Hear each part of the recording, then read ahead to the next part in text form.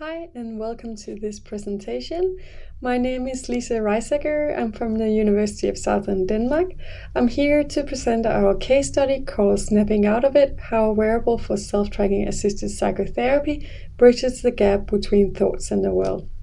So in this case study, we explore the use of a wearable self-tracking instrument called the one-button tracker in psychotherapy with a refugee diagnosed with complex PTSD. Our study centers on how the one-button tracker is used to facilitate personalized self-tracking as part of the therapeutic treatment approach. We found that the patient consistently engaged in using the one-button tracker and that the one-button tracker was able to create a bridge between therapy sessions and daily life, fostering self-awareness and enhancing engagement. Rethinking mHealth.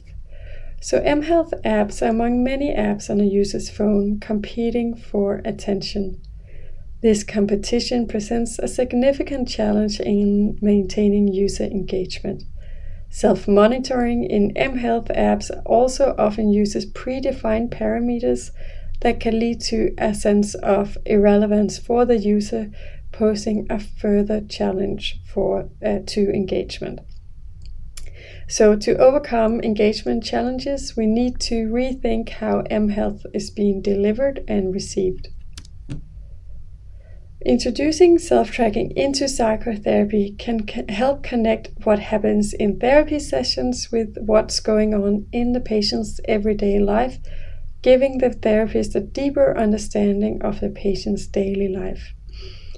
So self-tracking can not only help patients become more aware of their own symptoms or behaviors, but also enable therapists to tailor interventions to fit each patient's unique needs. So in this case study, we use a wearable self-tracking instrument called the one-button tracker.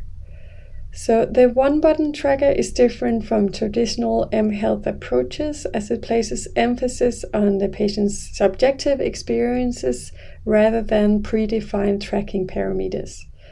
Along with the therapist, the patient determines the specific phenomenon that they wish to track between therapy sessions. This is called the target phenomenon. So the OBT has a single button interface for easy use and can be discreetly worn around the neck, in a pocket, or on the wrist.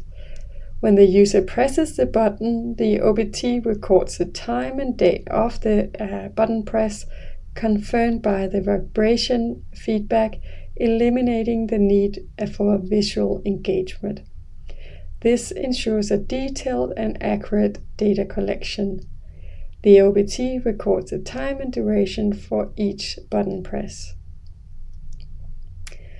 This flowchart outlines the therapeutic process of self-tracking assisted psychotherapy in our case study. Initially, our patient was introduced to the OBT and selected a target phenomenon to track as part of her treatment. Following this, the patient started tracking the target phenomenon in her daily life using the OBT. During therapy sessions, the patient and therapist analyzed and discussed the collected data.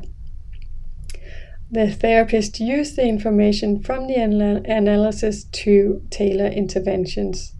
In the final session, the therapist reviewed the progress and reinforced the ongoing self-awareness strategies. Our case study took place at the Clinic for Trauma and Torture Survivors in the southern region of Denmark.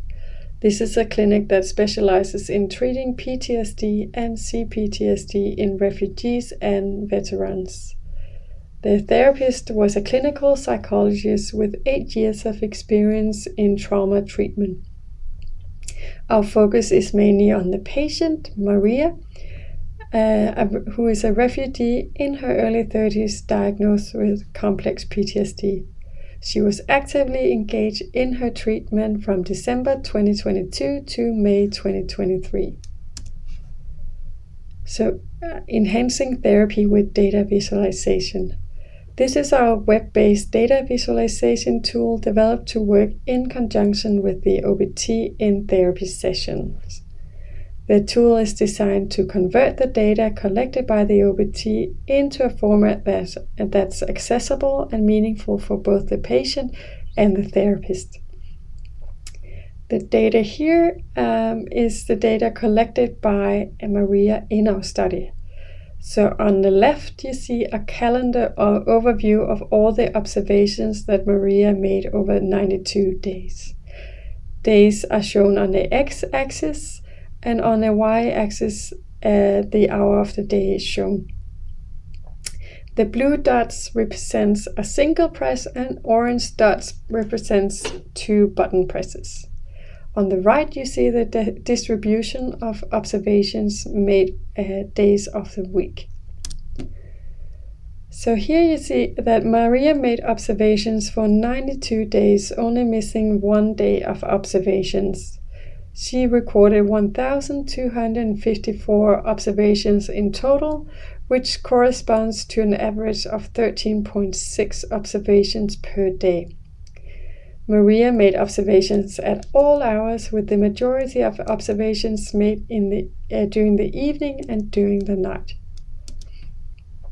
So we conducted 3 interviews with Maria during her treatment, before, during and after treatment.